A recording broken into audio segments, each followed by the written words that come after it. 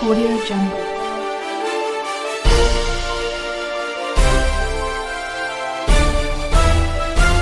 Audio Jungle. अस्सलाम वालेकुम दोस्तों, मेरा नाम है असद और आप देख रहे हैं एएस स्पोर्ट्स। तो दोस्तों आज हम बात करेंगे पाकिस्तान वर्सेस इंग्लैंड के तीसरे टेस्ट मैच के हवाले से, जो कि जिसमें पाकिस्तान की बहुत ही नाकारा परफॉर्मेंस रही है। चाहे आप बॉलिंग की बात की जाए चाहे बैटिंग की बात की जाए, तो तीसरे दिन पाकिस्तान की बैटिंग जो है वो बिल्कुल ही ख़राब रही। दूसरे दिन में आखिर में एक आधा घंटा जितना भी टाइम मिला पाकिस्तान को, उसमें ही उन्होंने अपनी 3 विकेटें गंवा दी। उसके बाद तीसरे दिन में भी उन्होंने ऐसा ही खेला। तो पाकिस्तान की बैटिंग लाइन बिल्कुल ही ख़राब हो चुकी है। तो पाकिस्तान तो वैसे पहले दिन ही मैच हार चुका था तीसरा टेस्ट, लेकिन उसके बाद अज़हर अली की अगर बात की जाए तो वो एज आ बैट्समैन अच्छा खेल ले।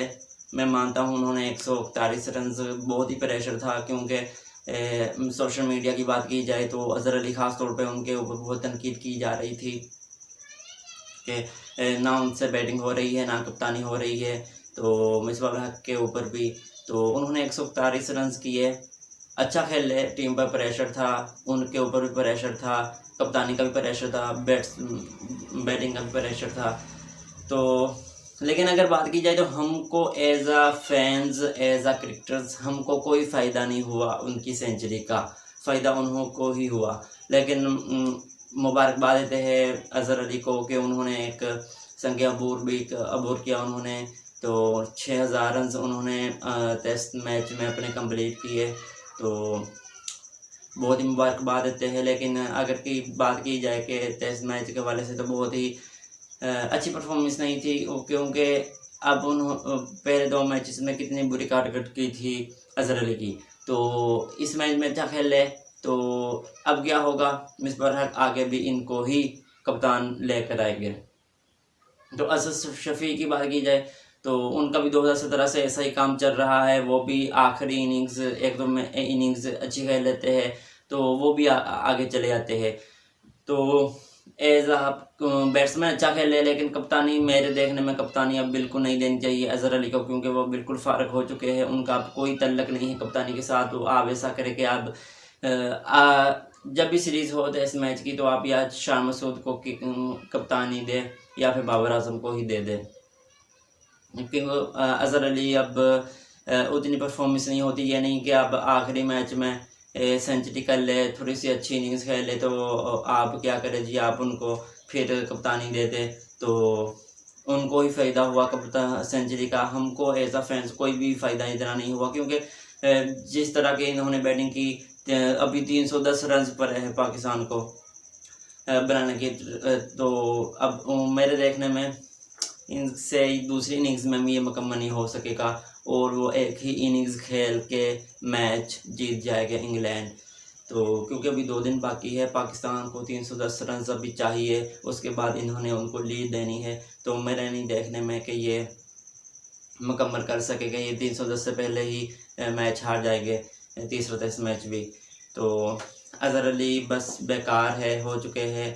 तो लेकिन अच्छा खेल ले, उन्होंने बैटिंग अच्छी की। तो असद शफ़ीक, आबिद अली, जितने भी प्लेयर थे, शान मसूद, बाबर आजम भी नहीं चल रहे, पता नहीं उनको क्या, उनके बल्ले से भी रन नहीं कर रहे, पता नहीं क्या मसला है उनको भी। तो ऐसा नहीं होगा, ये चैम्पियनशिप में वैसे ही बहुत नीचे है, नाजुक सूरत हाल है, तो अब और भी नीचे हो जाएंगे। तो कुछ करना पड़ेगा इनको, मिसबाह हक को सोचना पड़ेगा। और दूसरी एक मज़े की बात ये कि टीम मैनेजमेंट जिसमें मिसबाह हक, अज़हर अली और वक़ार यूनुस शामिल है, इन्होंने वसीम अकरम पे क्रिटिसाइज़ किया। उन्होंने कहा कि भाई ये सरासर तनकीद कर रहे हैं कमेंट्री में हम की, तो इतना इनको कि थोड़ा सा कम करे अपने आप को, तो इतनी क्रिटिसाइज़ ना करे। तो इन्होंने कंपेन की है पीसीबी को।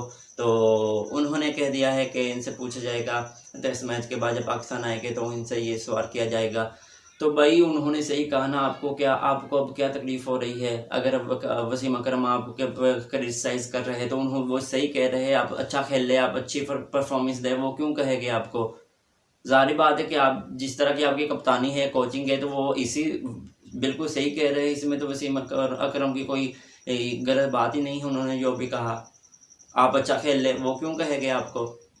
2 मैचेस हो गए, आपकी कप्तानी की बात की जाए तो कप्तानी आपकी वैसे ही है। आपको सोहेल खान को लेकर आना चाहिए था, आप उसको नहीं लेकर आए, जो आपको 5-5 विकेटें दी आपको प्रैक्टिस मैच में। आप वही जो 2 मैचेस से ये बॉलर खेल रहे हैं वो थके हुए थे, उनके पास अभी इतनी कैपेसिटी नहीं थी कि वो तीसरा मैच खेल सके।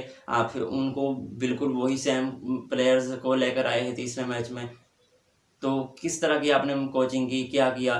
तो अगर वकारीन से बात की जाए तो उन्होंने पूछा गया कि भाई आप सेम प्लेयर नसीम शाह को आप बार बार खेल के लेकर आए, तो इसका क्या मकसद था? तो उन्होंने कहा कि भाई पहले मैच में उनको इतना चांस नहीं मिला, दूसरे में बारिश हो गई, इसलिए तीसरे मैच में उनसे लंबे ओवर करवाए ताकि उनको पता चले।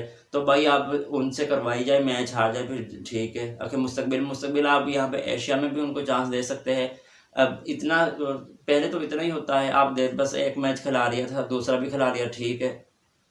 अब ये तो नहीं कि अब सीरीज बराबर करने का टाइम हुआ था, तीसरा मैच हर सूरत में जीतना था, आप फिर भी नसीम शाह को चांस दे, भाई ये हमारा मुस्तकबिल है, हम इनको खिलाएंगे, ये हम पाकिस्तान का मुस्तकबिल है, आगे अच्छा खेलेंगे। तो जो पहले बैठे हुए हैं वहाब रियाज, सोहेल खान, तो उनका क्या? उनको घर भेज दे फिर आप। ऐसे तो नहीं होता ना जैसे आप कर रहे हैं। तो इनको भी बहुत सी, अब मैं क्या कहूँ कि बहुत टेंशन हुई इनको, बहुत बुरा लगा कि वसीम अकरम ने जो इनके ऊपर क्रिटिसाइज़ किया खुलम खुला उन्होंने कहा, तो मैं बिल्कुल इस बात में एग्री करता हूँ। उनका हक भी था, उन्होंने सही कहा जो भी कहा, जिस तरह की इनकी परफॉर्मेंस थी तो बिल्कुल सही कहा इनको। जो दूसरे नंबर पर बात करते हैं कि मिसबाह उल हक से एक ओहदा छीनने की अब मीडिया पे, सोशल मीडिया पे बहुत ही तेज़ आवाज़ हो रही है। वो ये कि जब ऑस्ट्रेलिया के ख़िलाफ़ पहले इन टेस्ट मैच हारे थे तो भी बहुत सी बातें हो रही थी, लेकिन उसके बाद जब पाकिस्तान में बांग्लादेश और श्रीलंका आई तो उसके बाद फिर जब ये जीत के तो थोड़ी सी कम हो गई। लेकिन अब फिर बातें जो बहुत ही फैल रही है वो ये कि उन्होंने कहा कि मिसबाह उल हक के ऊपर बहुत सा दबाव है, उनको एक ओहदा छोड़ना चाहिए। तो रिपोर्ट्स में यही आ रहा है कि मिसबाह उल हक से चीफ सेलेक्टर का ओहदा छीन लिया जाएगा, क्योंकि वो इतना दबाव बर्दाश्त नहीं कर सकते। ठीक है, आप हेड कोचिंग आप रहे, आप वहाँ अच्छी परफॉर्मेंस करें, आप बताएं कि क्या करना क्या नहीं, तो आप एक ओहदा रखें, लाजमी नहीं कि आप दोनों ओहदों पे आए और आप सब कुछ इसी तरह करें जो अब कर रहे हैं। तो यही कह रहा। और चीफ सेलेक्टर का जो है वो साबिक फास्ट बॉलर शुएब अख्तर को दिया जाएगा। फ़िलहाल यही बात की जा रही है पीसीबी की जानिब से, और रिपोर्टर्स जो भी हैं उनकी जानिब से ये बात की जा रही है। तो देखते हैं क्या होता है। तो मेरे देखने में यही होना चाहिए कि मिसबाह उल हक से एक ओहदा छीन लेना चाहिए। दोनों ओहदे आप नहीं संभाल सकते, ज़ाहिर बात है, लेकिन उन्होंने पता नहीं क्या किया कि दोनों ओहदों पे उन्होंने कह दिया कि भाई हाँ मैं चीफ सेलेक्टर भी, हेड कोच भी, सब कुछ मैं संभाल लूँगा। तो ऐसा नहीं है। मिसबाह उल हक को कुछ गौर करना चाहिए, अपना नहीं सोचना चाहिए, पाकिस्तान की क्रिकेट फैंस का भी सोचना चाहिए।